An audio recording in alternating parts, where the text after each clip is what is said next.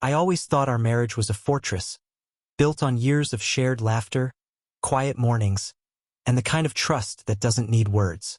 Emily and I met in college, two dreamers who bonded over late-night talks about art and ambition. She was a painter, her canvases alive with colors I couldn't name. I was a software engineer crafting systems that made the world hum. We married at 25, settled in a cozy Seattle suburb, and life felt like a painting we were both creating. Our home was filled with her artwork, each piece a testament to her soul. But somewhere, in the brushstrokes of our life, a crack formed. One I didn't see until it was too late. It started with small things. Emily's phone would buzz at odd hours, and she'd smile at it, a private glow in her eyes. She'd linger at her studio, claiming inspiration kept her late. I trusted her, so I didn't pry. But doubt is a slow poison. One evening, I found a sketch in her bag. A portrait of a man I didn't know, his features sharp, his eyes intense. The detail in it unnerved me. It wasn't just a drawing. It was a confession. When I asked her about it, she laughed, said it was a commission. Her voice was too light, like she was hiding a heavier truth. I let it go, but the image stayed, burned into my mind. The man's face began to haunt me. I started noticing Emily's absences more keenly. Gallery openings she attended alone, weekends she spent working. I'd always been logical, methodical, so I began piecing things together. Her phone's passcode was our anniversary. It wasn't hard to check. Late at night, I found messages. Not to a lover in the traditional sense, but to a man named Julian, a gallery curator. The words weren't explicit, but they were intimate. Talk of shared dreams, late-night talks, moments that should have belonged to me. She was giving him pieces of her heart, the kind she'd once reserved for me. It wasn't physical, but it was betrayal all the same, a theft of her soul. I confronted her, my voice steady despite the storm inside. She didn't deny it. "Julian understands my art," she said, as if that justified the emotional affair. Her words cut deeper than any lie. I felt like a stranger in my own life, my love reduced to a backdrop for her new muse. That night I didn't sleep. I sat in my office, staring at lines of code, realizing our marriage was a system I could no longer debug. But I wasn't defeated. Anger, cold and precise, began to take root. I'd loved her with everything, and she'd chosen to share that love with another. I wouldn't let it stand. Julian. The name felt like a splinter under my skin. I needed to know who he was, this man who'd claimed a piece of my wife's heart. I started with the gallery's website, Julian Voss, 38, curator at Cascade Art House, a sleek venue downtown where Emily's paintings hung. His bio was polished, a visionary dedicated to elevating artists' voices. His photo matched the sketch. Angular jaw, piercing eyes, a smile that seemed to know too much. I hated him instantly, not for his looks but for what he represented. The theft of Emily's loyalty. I dug deeper. Social media showed him at openings, always surrounded by artists, his charm a magnet. Emily's posts overlapped with his, same events, same nights she'd been too busy to come home. I found a blog where he wrote about art, his words dripping with pretension. One post mentioned Emily's work, calling her a soul who paints the unseen. The intimacy in his tone made my stomach churn. This wasn't just admiration. It was a connection I hadn't been invited to join. I started following him, not online but in person. I'd park near the gallery, watching him through tinted windows. He moved with confidence, shaking hands, laughing with clients. One night, Emily was there. I saw them through the gallery's glass front, standing too close, her hand brushing his arm as they laughed over a painting. It wasn't a kiss, but it was worse. A moment of shared joy that excluded me. My hands gripped the steering wheel, knuckles white. I wanted to storm in, but I didn't. Rage needed focus, and I was learning to sharpen mine. Back home, I built a dossier. Screenshots of their messages, timestamps of her absences, even photos I'd taken of them together. I wasn't obsessive. I was strategic. Emily thought I was oblivious, but I was mapping her betrayal, every detail a brick in the wall of my resolve. She'd always said my mind was my strength. how I could solve any problem with logic. Now that mind was turning against her, calculating what she'd taken and how I'd make her pay. I didn't confront her again. Instead, I played the part of the trusting husband, asking about her art, smiling at her excuses. She didn't suspect I knew more than I let on. Meanwhile, I studied Julian's life, his habits, his weaknesses. He was unmarried, lived alone, and had a reputation for being intense but inspiring. I found his address through public records, a loft in Belltown. I drove by once, noting the security cameras, the layout. I wasn't planning anything violent. My revenge would be crueler, more precise. It would dismantle their world, piece by piece, using the very art and connection they'd built their betrayal on. Living with Emily became an exercise in restraint. Every morning, I'd wake to her humming in the kitchen, her hair tied back, paint smudged on her fingers. She'd kiss my cheek, and I'd smile, but inside, I was cataloging her lies. The betrayal wasn't just Julian. It was her ease in pretending nothing had changed. She'd talk about her day, her paintings, never mentioning the hours spent with him, the emotional intimacy she'd diverted from me. I played along, asking questions, nodding, all while my mind churned with plans. I started planting seeds of doubt. Subtle things. She'd mention a gallery event, and I'd casually ask if Julian would be there, watching her eyes flicker. "Oh, probably," she'd say, "too quick," then change the subject. I'd leave my laptop open with gallery pages loaded, knowing she'd see them. I wanted her to wonder what I knew, to feel the weight of her own secrets. At night, I'd work late in my office, coding projects that were really covers for my research into Julian's world. I hacked into his email, not hard for someone like me. His correspondence with Emily was careful, but the subtext was clear. They were planning a joint exhibition, her art paired with his curation, a public celebration of their bond. The exhibition gave me focus. It was set for 3 months out, a high-profile event at Cascade Art House. Emily was thrilled, spending more time at the gallery, leaving me to stew in our quiet house. I used the time to refine my plan. Revenge wasn't enough. It had to be poetic, a mirror to their betrayal. I began contacting art critics anonymously, planting stories about Julian's unethical relationships with artists. I didn't name Emily, not yet. I wanted the rumors to simmer, to taint his reputation before the exhibition. At home, I kept up the facade. I'd cook dinner, ask about her paintings, even attend a few gallery events with her. Julian was there once, shaking my hand with a smile that made my skin crawl. "Great to meet Emily's biggest supporter," he said, oblivious to the storm brewing in me. I smiled back, my mind already dismantling his world. Emily seemed relieved I was engaged in her work, unaware I was weaving a trap. I bought her a new easel, saying I believed in her dreams. She teared up, hugging me, and I felt a pang of guilt. But it was fleeting. She'd chosen this path, not me. By month 2, the cracks in their plan were showing. Julian's emails grew tense. A critic had pulled out of the exhibition, citing concerns. Emily was stressed, blaming the gallery's politics, not suspecting my hand. I watched her unravel, my heart a mix of pain and satisfaction. This was just the beginning. Their exhibition, their bond, would be their undoing, and I'd be there to watch it burn. The exhibition loomed closer, and I tightened my grip on the strings I'd been pulling. Julian's reputation was fraying. 2 more critics had distanced themselves after my anonymous tips spread through art circles. I'd crafted emails that hinted at his overly personal ties with artists, vague enough to avoid lawsuits but damning enough to raise eyebrows. The art world thrives on whispers, and I was becoming a master of them. Emily noticed the shift, her excitement for the exhibition dimming.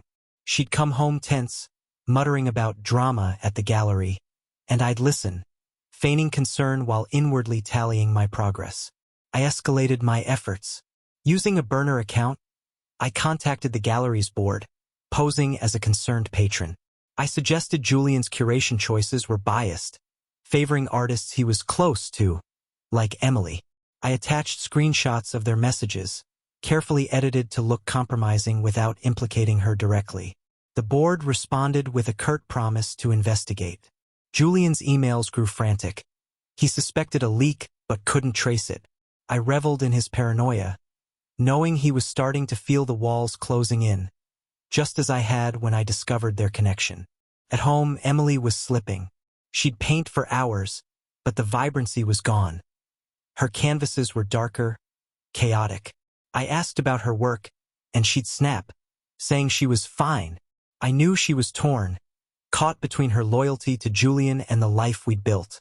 Part of me wanted to confront her, to shatter the pretense. But that would have been too easy.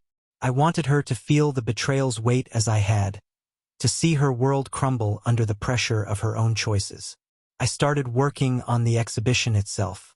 I found the event's digital infrastructure, ticketing system, promotional site, even the gallery's lighting controls. My skills as an engineer made it child's play to slip in. I didn't sabotage anything outright. I planted subtle glitches. Tickets would disappear from buyers' carts. Promotional emails would fail to send.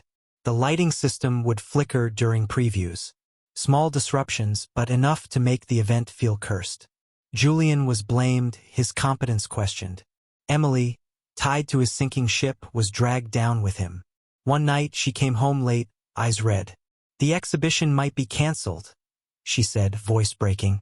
I hugged her, murmuring support, but inside, I was orchestrating the next move. I'd found a buyer for one of Emily's paintings, a piece she'd made for Julian, full of their shared symbolism. I sold it anonymously to a collector who'd display it far from Seattle, erasing its significance.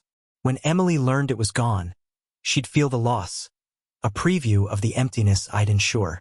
My revenge was a canvas of its own, and I was painting it with precision, stroke by calculated stroke. 2 weeks before the exhibition, the gallery was in chaos. My subtle sabotages had snowballed. Ticket sales were down 40%, sponsors were pulling out, and the board was openly discussing replacing Julian. His emails were desperate, pleading with Emily to stay strong and fight for their vision. Reading those words, I felt a fresh surge of rage. Their vision, as if I'd been a bystander in my own marriage. Emily was unraveling, her confidence replaced by doubt. She'd stopped painting, her studio silent, her easel untouched. I watched her struggle, my heart a battlefield of love and vengeance. I pushed harder. I leaked a doctored audio clip to a local art blog, a recording of Julian dismissing other artists while praising Emily's work as his muse. The clip was fake, stitched from public interviews, but it was convincing. The blog post went viral in Seattle's art scene, painting Julian as manipulative, Emily as his favored pet.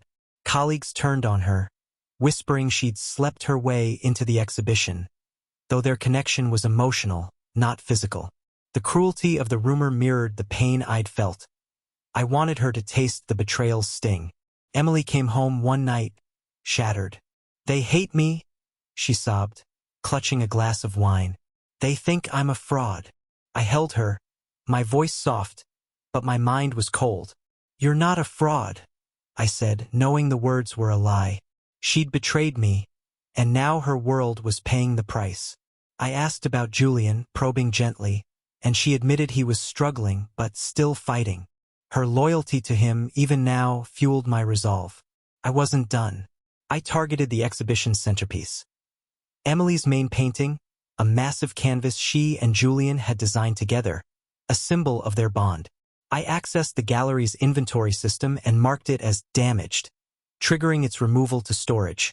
When Emily learned, she was devastated, believing it was an accident. I watched her cry, feeling a twisted satisfaction. That painting was their heart. I'd ripped it away, just as they'd ripped mine. The night before the exhibition, I finalized my plan. The event was limping forward, but I'd ensure it was a disaster. I'd rigged the gallery's projectors to display their messages, edited to look damning, during the opening speech. The art world would see their vision for what it was, a betrayal of trust, of me, of the community they claimed to serve. Emily would lose her reputation, Julian his career. I'd be there, the supportive husband, watching their world collapse. As I sat in my office, staring at the code that would seal their fate. I felt no joy, only purpose. They'd taken my love. I'd take their everything. The exhibition's opening night arrived, a shadow of its original promise. The gallery was half empty, the air thick with tension. Emily wore a black dress, her smile forced, her eyes darting to Julian, who stood across the room, greeting guests with a strained charm. I played my role flawlessly. Supportive husband, arm around her, whispering encouragement. No one suspected the storm I'd unleashed. My sabotage was invisible, woven into the gallery's systems, ready to detonate. The projectors hummed softly overhead, loaded with the messages I'd curated. A digital guillotine poised to drop. I'd spent days refining the display. Their emails, stripped of context, would flash across the screens during Julian's speech. Phrases like, "You're my muse," and "We're building something eternal," paired with images of Emily's paintings. To the crowd, it would look like a scandal, a curator exploiting an artist's trust. I'd hacked the gallery's social media to live-stream the moment, ensuring the art world's eyes would be on their disgrace. Emily and Julian would be exposed, their bond twisted into something sordid. My revenge wasn't just personal. It was public, a spectacle to match their betrayal. As Julian took the stage, I felt a cold calm. He began his speech, praising the artists, his voice steady despite the whispers about his reputation. Emily stood near me, clutching my hand, unaware of the trap. I glanced at my phone, where a script was running, counting down to the projector's activation. 10 seconds. 5. The screens flickered, and there they were. Their words, larger than life, glowing above the crowd. Gasps rippled through the room. Julian froze, his face paling. Emily's grip on my hand tightened, her breath catching as she saw her own words, twisted to look like a confession. The crowd murmured, phones flashing as people recorded. Julian stammered, trying to explain, but the live stream was already spreading. Emily turned to me, eyes wide with panic. "What's happening?" she whispered. I feigned shock, squeezing her shoulder. "I don't know." I lied, my voice steady. Inside, I was a furnace of satisfaction. Their world was crumbling, just as I'd planned. The gallery's board members huddled in a corner, their faces grim. Sponsors slipped out the door. Julian's career, Emily's reputation, they were unraveling in real time. I guided Emily to a quiet corner, playing the concerned husband. She was shaking, tears streaking her makeup. "They think I'm a liar," she said, voice breaking. I nodded, murmuring comfort, but my mind was already on the next phase. This was only the beginning. Their humiliation was public, but I wanted it personal, a wound that would linger. As the gallery emptied, I knew the real revenge was still to come, a masterpiece of pain I'd paint with precision. The days after the exhibition were a study in destruction. The art blogs exploded, dissecting the scandal with glee. Headlines called Julian a manipulator, Emily his naive accomplice. Their messages, though emotional, were spun as evidence of favoritism, tainting her career. Galleries dropped her work. Collectors canceled commissions. Julian was suspended pending an investigation, his loft listed for sale. I watched it all from my office, scrolling through the fallout, my heart a mix of triumph and emptiness. I dismantled their world, but the cost was my own peace. Emily was a ghost in our home. She barely spoke, her studio abandoned, her paints drying in their tubes. She'd sit for hours, staring at nothing, her phone silent. No more late-night buzzes from Julian. I kept up the facade, cooking her favorite meals, asking gentle questions. She'd mumble responses, her eyes distant. Once, she tried to explain, saying Julian was just a friend. But her voice cracked, and she stopped. I nodded, hiding the rage that still burned. Her remorse didn't erase the betrayal. It only sharpened my resolve. I wasn't done. The public humiliation was a foundation. Now, I'd build something crueler. I started with Julian. Using my burner accounts, I fed more rumors. Hints he'd mismanaged gallery funds, blurred lines with other artists. The accusations were vague but plausible, enough to keep him unemployable. I found his new address, a cheap apartment across town, and sent anonymous letters to his neighbors, suggesting he was untrustworthy. Petty, perhaps, but I wanted him isolated, his confidence eroded, just as mine had been. With Emily, I was subtler. I began restoring her studio, rearranging her supplies, accidentally misplacing sketches tied to Julian. Each loss was a small cut, a reminder of what she'd thrown away. I'd catch her staring at the empty spaces, her face crumpling, and I'd offer comfort, my words laced with intent. "You'll paint again," I'd say, knowing she wouldn't, not yet. I wanted her to feel the weight of her choices, to live in the ruins of her art, the one thing she'd valued above me. At night, I planned the final act. I'd discovered Julian was pitching a new project, a small pop-up gallery to salvage his name. Emily wasn't involved, but I knew it was his lifeline. I'd let him build it, pour his heart into it, then tear it down. I was already infiltrating his new systems, planting bugs in his booking software, redirecting his emails to spam.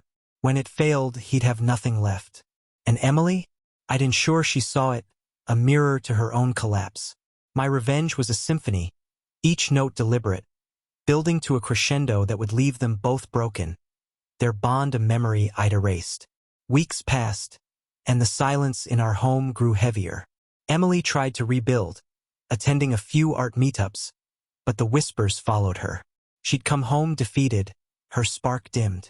I watched her struggle, my empathy warring with my anger.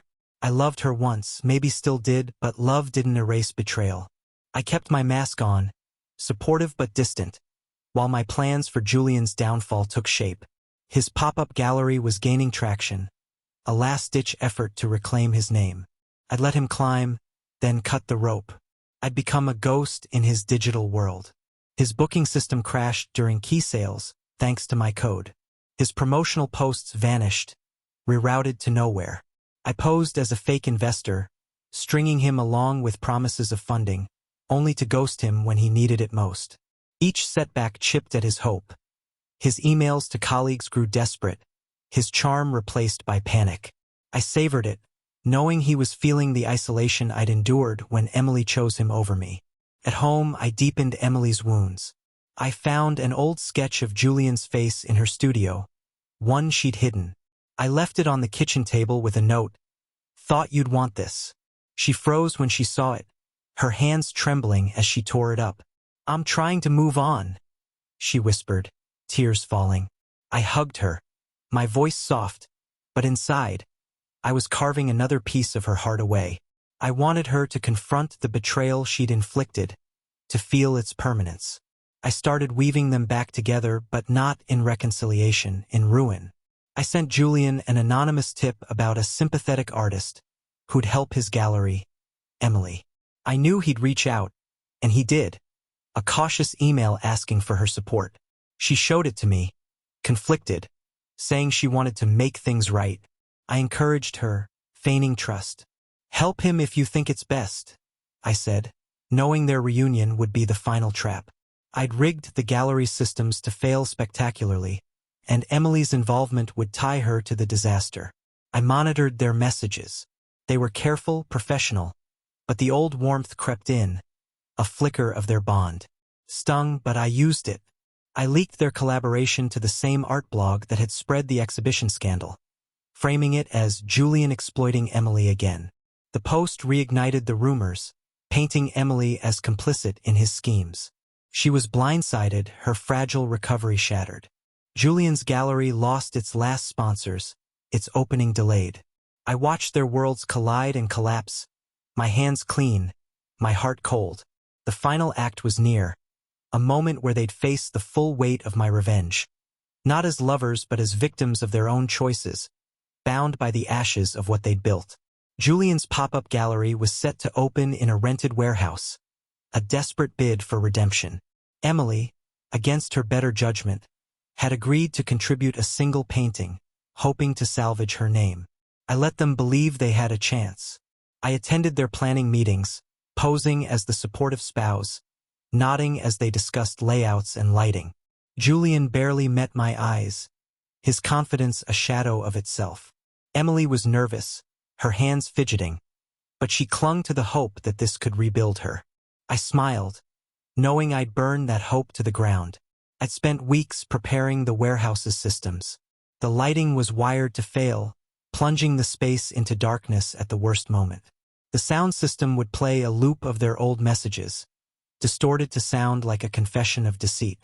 I'd hacked the ticketing platform to oversell, ensuring a chaotic crowd. The blog that had ruined them was primed with a new story, fed by my anonymous tips, ready to publish the moment the event collapsed. This wasn't just failure. It was annihilation, a public execution of their dreams. The night before the opening, I visited the warehouse alone. The space was half-finished, Emily's painting, a somber abstract, hung in the center. I stared at it, seeing traces of her old fire, the woman I'd loved. For a moment, I wavered, the weight of my actions pressing down. But then I remembered her laughter with Julian, the secrets she'd kept, the pieces of her heart she'd given away. I turned away, activating the final scripts on my phone. The systems hummed to life, my trap set. At home, Emily was restless, pacing. "This has to work," she said, more to herself than me.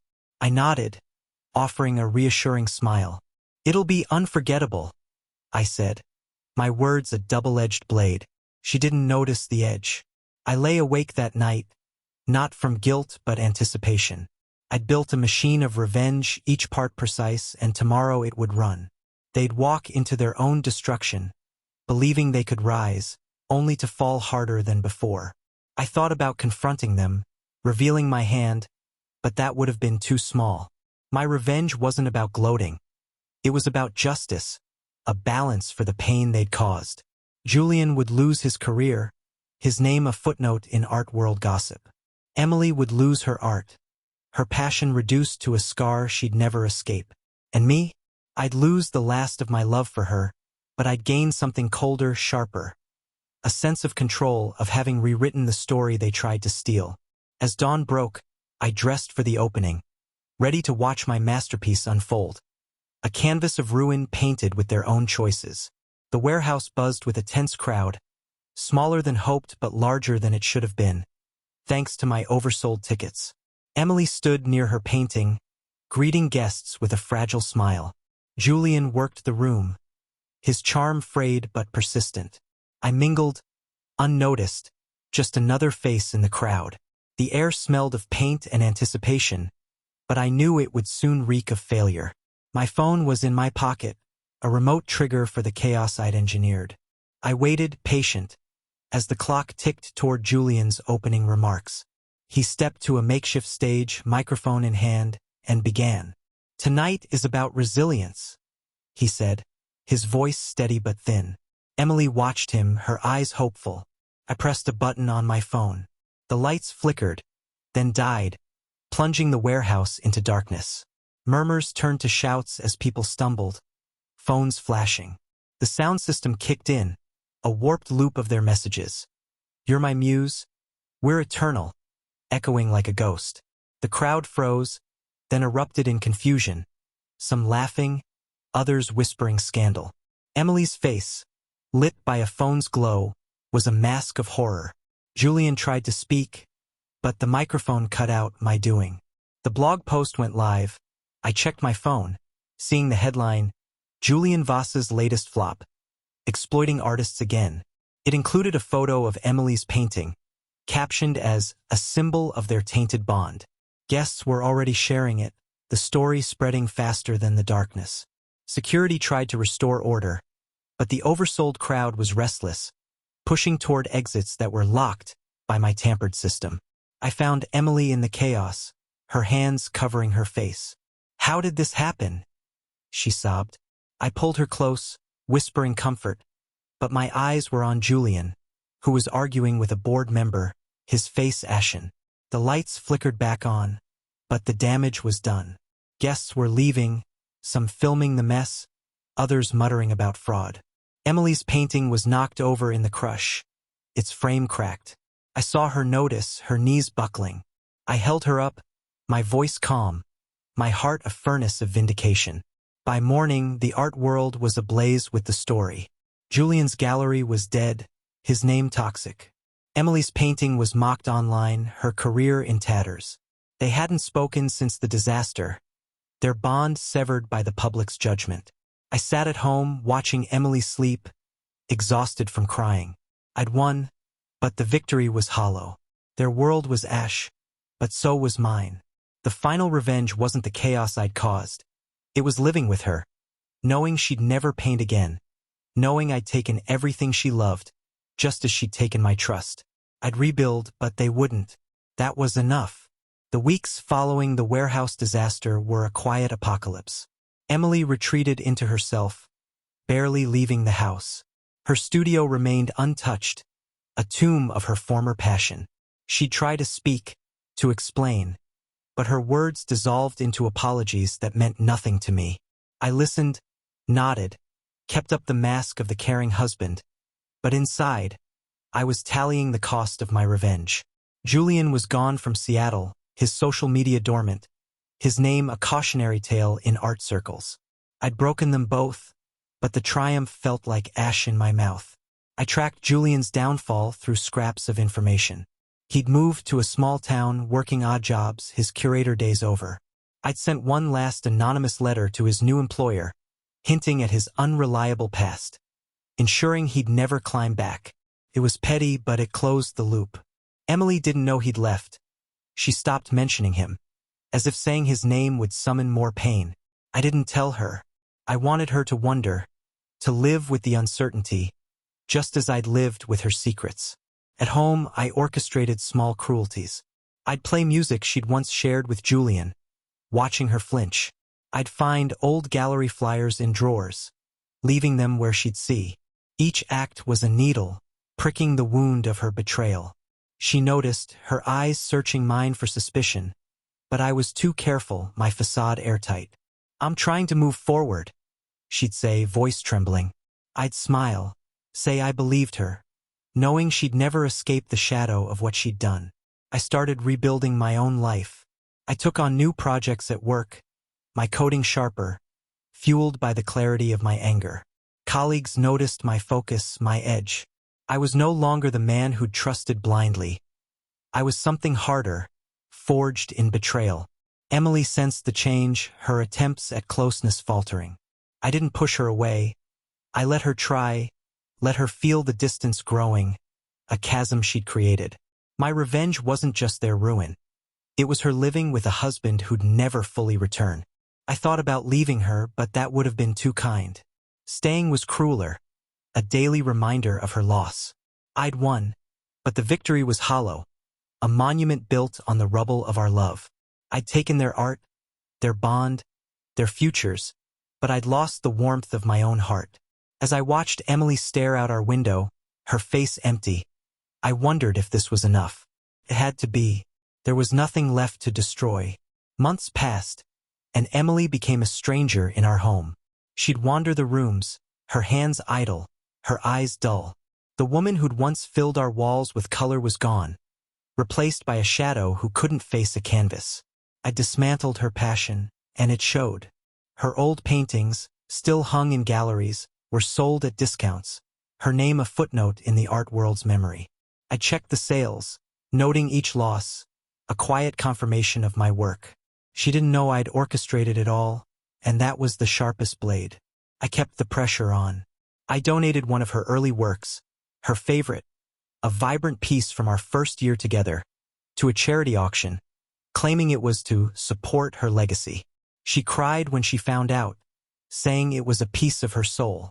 I apologized, feigning ignorance, but I'd known its value to her.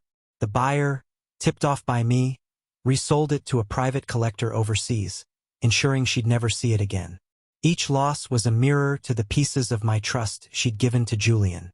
I started inviting friends over, filling the house with laughter she couldn't join. They'd ask about her art, and I'd sigh, saying she was taking a break. Emily would overhear, her face tightening, and I'd catch her retreating to our room. I wanted her to feel the isolation I'd felt, the sense of being erased from your own life. At night, I'd work late, leaving her alone with her thoughts, knowing they'd torment her more than any confrontation. Julian's absence was a wound I kept open. I'd mention art events in passing, watching her tense, wondering if he'd resurface. I'd hacked his old email one last time, sending a forged message to Emily from a dummy account, a vague note about starting over. She didn't reply, but I saw her read it, her hands shaking. I wanted her to think he was out there, thriving without her while she drowned in failure. It was a lie, but lies were her currency once, and I was fluent now. I reflected on my revenge's scope. I'd taken their careers, their bond, their joy, but it wasn't enough. I needed Emily to confront the void she'd created, to live in it forever. I began planning a final act, not public but intimate, something to seal her loss. I'd force her to face her art again, not to create but to destroy, to burn the last of her dreams in front of me. It would be my closure, a way to bury the love I'd once had. As I watched her sleep, her face etched with sorrow, I felt no pity, only purpose. She'd chosen this path, and I'd make sure she walked it to the end. I decided the final act would be a private reckoning, a moment where Emily would face the full weight of her betrayal. I planned a surprise for our anniversary, framing it as a chance to reconnect.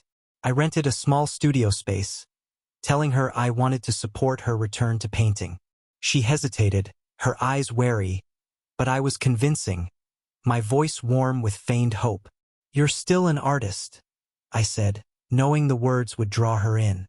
She agreed, a flicker of her old spark returning, unaware it was a trap. I spent days preparing the studio. I gathered her old supplies, brushes, paints, canvases, and added relics of her betrayal. Sketches of Julian, gallery flyers, even a printed email from him, all arranged like a shrine. The centerpiece was a blank canvas, large and stark, with a single instruction written on it: paint what you've lost. I wanted her to confront her choices, to pour her guilt onto the canvas, only to destroy it. I'd be there watching her judge and executioner. The night arrived, and I drove her to the studio, my demeanor calm, supportive. She was nervous, clutching her sweater, but she followed me inside. When she saw the setup, she froze, her breath catching. The sketches, the emails, they hit her like a wave. "What is this?" she whispered, turning to me. I didn't answer, just gestured to the canvas. "Paint," I said, my voice steady. She shook her head, tears falling, but I stood firm. "You owe me this." She picked up a brush, trembling, and began. Colors bled onto the canvas, dark reds, jagged blacks, a chaotic reflection of her pain. She painted Julian's face, then smeared it away, painted our old home, then slashed it with gray.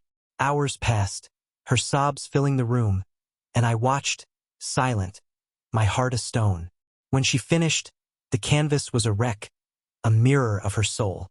"I'm sorry," she choked, dropping the brush. I stepped forward, handing her a lighter. "Burn it," I said. She stared at me, horrified, but I didn't relent. "You burned our life," I said, my voice low. "Now finish it." She lit the flame, hands shaking, and set the canvas ablaze. The fire consumed her work, the smoke curling like her lost dreams. She collapsed, sobbing, and I stood over her, feeling nothing. This was my revenge's end. Not a scream, but a whisper, a moment where she destroyed the last of herself. I'd taken her art, her love, her future, and now her confession. There was nothing left to take. I drove her home in silence. She didn't speak, her eyes empty. I'd won, but the victory was a void. My revenge was complete, but so was my loss. I'd buried her, and with her the man I'd been. It was enough. Life after the studio fire settled into a grim routine. Emily moved through our home like a specter, her presence a reminder of my victory and my pain. She didn't paint, didn't sketch, didn't even look at her old work. The art world had forgotten her, her name absent from galleries, her legacy erased. I'd check online occasionally, ensuring no one revived her career, but there was no need. She was done, her spark extinguished by her own hand in that burning canvas. I thrived outwardly. Work promoted me, my focus razor-sharp. I built systems that companies praised, my name rising while hers faded. Friends saw me as resilient, the husband who'd weathered a storm. They didn't know I'd caused it, and I preferred it that way. My revenge was mine alone, a secret I carried like a blade. Emily sensed the change in me, her attempts at closeness growing rarer. I didn't reject her. I let her try, let her fail, let her live with the distance I'd crafted. I kept tabs on Julian, though he was a ghost now. He'd settled in a nowhere town, working retail, his ambition dead. I sent one last anonymous note to his landlord, suggesting he was trouble, ensuring he'd stay rootless. It was unnecessary, but it felt right, a final twist of the knife. Emily never mentioned him, but I'd catch her staring at nothing, and I knew he haunted her. Good. Let her carry that weight as I carried hers. Our marriage was a shell, but I didn't leave. Leaving would have freed her, given her a chance to rebuild. Staying was crueler, a daily sentence of living with her failure. I'd cook, we'd eat, we'd sleep, but the warmth was gone. She'd try to talk, to bridge the gap, but my responses were polite, empty. I wanted her to feel the void she'd created, to know I'd never trust her again. My revenge wasn't just the fire. It was this life, this quiet torment, this love turned to stone. I thought about the future. I keep building, keep rising while she withered. I'd let her stay, let her try to fix what couldn't be fixed, knowing she'd fail. My heart was closed, my anger spent, but the satisfaction remained. I'd taken everything, her art, her bond with Julian, her dreams, and left her with nothing but me, a husband who'd never forgive. As I watched her one evening, folding laundry with mechanical precision, I felt a flicker of pity, but it passed. She'd chosen this, and I'd made sure she'd live it. My revenge was complete, a masterpiece of pain, and I was its sole survivor. A year after the studio fire, I stood in our backyard, watching the seasons change. The trees were bare, their leaves gone, much like our home's warmth. Emily was inside, reading a book she'd never finish, her eyes scanning pages without seeing. She'd aged, not in years but in spirit, her vibrancy stolen by the weight of her choices and my revenge. I'd sculpted her ruin with precision, and now I lived with the result. A wife who was here but not, a marriage that was a monument to betrayal. I reflected on my work. Julian was a memory, his life a shadow in a town I'd never visit. I checked one last time. He was a cashier, his dreams buried, my final notes ensuring he'd never rise. Emily's art was gone, her canvases unsold, her name erased from the world she'd loved. I'd sold our home's last painting, a quiet act she didn't notice, donating the money to a cause she'd never know. Each step was a closure, a way to seal their loss. I didn't gloat. Gloating was for the weak, and I was anything but. My revenge was a system, logical, methodical, like the code I wrote.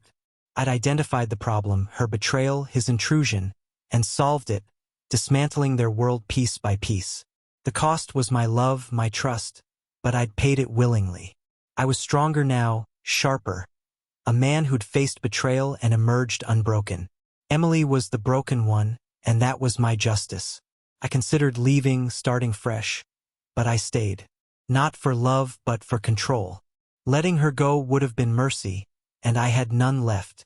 She'd live with me, with the husband she'd betrayed, knowing I'd never forget. Our conversations were sparse, our touches rare, our life a quiet prison. She'd try to smile, to connect, but I'd meet her with cool politeness, a wall she'd never breach. My revenge was this existence, this slow erosion of her hope, this proof that she'd lost everything for nothing. As I walked inside, Emily looked up, her eyes searching for something I'd never give. "Dinner soon?" she asked, voice soft. I nodded, my face neutral. "Sure," I said, turning away.